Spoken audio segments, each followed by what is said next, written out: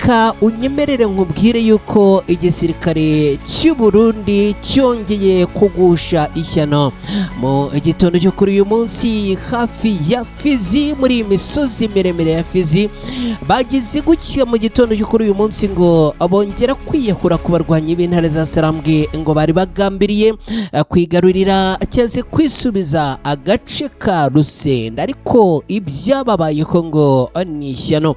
Ni imirwano yongeye kuramuka mu gitondo cyo kuri uyu munsi, bikavugwa yuko ari udutero shuma twe tugizwe n'abarwanyi batari benshi b'igisirikare cy'u Burundi n'abarwanyi ba Wazalendo twongeye kugabwa muri Kivu y'Amajyepfo muri teritwari ya Fizi. Imirwano ikaba rero yongeye kubura mu gitondo cyo kuri uyu munsi muri ibice byegereye aka gace ka Rusenda, ni muri teritwari ya Fizi muri Kivu y'Amajyepfo, aho amakuru aturuka ngaha avuga ko humvikanye urusaku rw'intwaro zoroheje n'iziremereye rwatangiye kumvikana kuva mu masaha ya saa 11 za mu gitondo.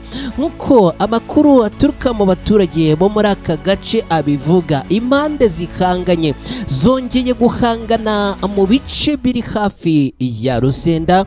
Babivuga ko iyi mirwano yasembuwe n'abarwanyi bo ku ruhande rwa leta ya Kongo bari bagizwe na Wazalendo n'igisirikare cy'u Burundi, ariko abarwanyi b'intare za Sarambwe nabo bakaba bahise batangira guhangana n'iyi imirwano, batangira guhangana nayo bayisubiza inyuma. Bivugwa yuko aha hatewe bombe zigera kuri 2 abarwanyi b'intare za Sarambwe mu rwego rwo guhana bihanukire no gutanga isomo kuri abasirikare bari bagabye igitero muri ibi bice. Ngo byaje kurangira abarwanyi b'intare za Sarambwe bakoresheje bombe, biza kurangira babahuranyijemo bombe zigera kuri 2. Amakuru akaba avuga yuko kugeza ubu utari umurambo ni casualty ababashije gusubira inyuma abakayabangira ingatabo ngo ni mbarwa. Hari amakuru avuga yuko muri iyi mirwano abarundi bongeye kugusha ishyano rikomeye cyane, kubera yuko ngo ni nabo bashoje iyi mirwano. Andi makuru aturuka mu baturage baherereye ahangaha aravuga ko iyi mirwano yamaze amasaha atari menshi cyane, kubera ko ngo ahagana ku isaha y'isa 2 ibintu byari byamaze kwisobanura. Abahunga bahunze, casualty zarangije kuba casualty, abandi nabo ibyabo byamaze kurangira. Kugeza ubu amakuru aravuga yuko aha hamaze kuboneka umutekano, hongeye kugaruka umutuzo. Gusa abaturage bakavuga ko nubwo iyi mirwano yagabanutse mu masaha y'isa 2 hakomeje kumvikana amasasu make rimwe na rimwe mu nkengero z'aha ngaha. Iyi mirwano yabereye ibintu bituma abantu bakomeza kugira ubwoba ko imirwano ishobora kongera kubura isaha iyo ariyo yose. Amakuru aturuka muri Fizi aravuga ko imiryango myinshi ikomeje guhunga biturutse ku bwoba bw'uko n'ubundi abarwanyi bo ku ruhande rwa leta ya Kongo abatari bemera ko batsinzwe bakomeje rero kugaba udutero shuma twa hato na hato. Hari abahungiye mu bice bifatwa nk'ibitekanye kurushaho, mu gihe abandi bakomeje kurara mu mashyamba bategereje ko umutekano wuzuye waboneka bakongera bakagaruka mu byabo. Imiryango ikora ibikorwa by'ubutabazi ikomeje kugaragaza impungenge z'ingaruka z'imirwano ku baturage, cyane cyane abana, abagore n'abageze mu zabukuru, kubera yuko ngo barimo kugenda bagirwaho ingaruka zikomeye n'iyi mirwano.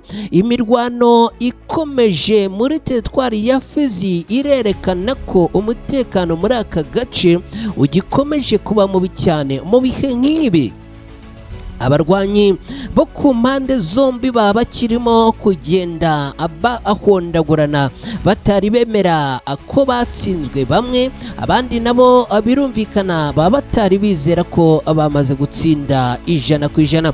Ibintu rero bikaba byongeye gukomera no gufata intera, kandi bikaba bikomeje gutuma abaturage bisanga mu kaga na kangaratete. Nshuti bakunzi ba Ibendera TV mudukurikiye muri aya makuru, munyemerere mbibutse ya magambo abiri ntakikunda kugarukaho cyane muri aya makuru. Ijambo rya mbere ni ukukubwira cyangwa kukwibutsa niba wageze hano like yawe ni ingenzi turayikeneye. Ijambo rya kabiri ni ijambo tugenera wowe ugeze hano ku Ibendera TV ari ubwa mbere, subscribe yawe ni ingenzi kuyiterekaho ni iby'agaciro gakomeye cyane. Hanyuma ubutaha amakuru iyo wakoze kuri ako kantu kameze nk'inzogera amakuru uyabona adatakaje umwanya wo kujya kuyashakisha. Reka twerekeze kuri operasiyo yaje kurangira Colonel Tumaini ibye birangiriye muri Masisi. Amakuru agera ku Ibendera TV aravuga ko imirwano imaze iminsi ibera muri teritwari ya Masisi muri Kivu y'Amajyaruguru muri Repubulika Iharanira Demokarasi ya Kongo, cyane cyane muri axe ya Katoyi muri teritwari ya Masisi.